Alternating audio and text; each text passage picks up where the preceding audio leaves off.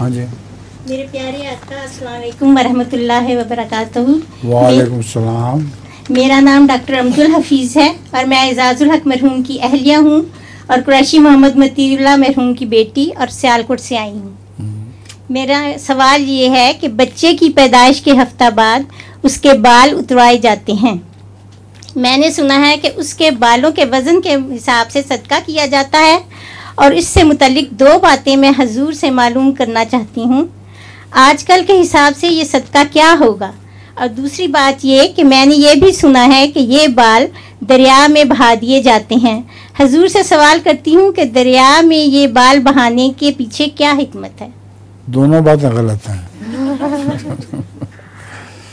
किसी के बाल काटने का वज़न, उन बेचारे बच्चे के बालों का वज़न क्या होगा, उसके बराबर सदका तो कुछ भी ना हुआ। और बालों के बाल ही पतले पतले होते हैं, छोटे छोटे, तो इसलिए ये बात बिल्कुल झूठी है, ऐसी कोई सुन्नत नहीं है। और दूसरी बात क्या थी आपकी? दरिया में बाल दरिया में बिल्कुल गलत है। अच्छा जी। रसूलुल्लाह सल्लल्लाहु अलैहि वसल्लम की तरफ से हरगिज़ ये साबित नहीं है। जी बहुत बेहतर, शुक्रिया, मेहरबानी हुजूर, जज़ाकल्लाह। चलो जनाब, अकीक़े की दावत कर देनी चाहिए। जी अकीक़े की दावत कर देनी चाहिए। जी बहुत अच्छा हाँ जी। जी, थैंक यू।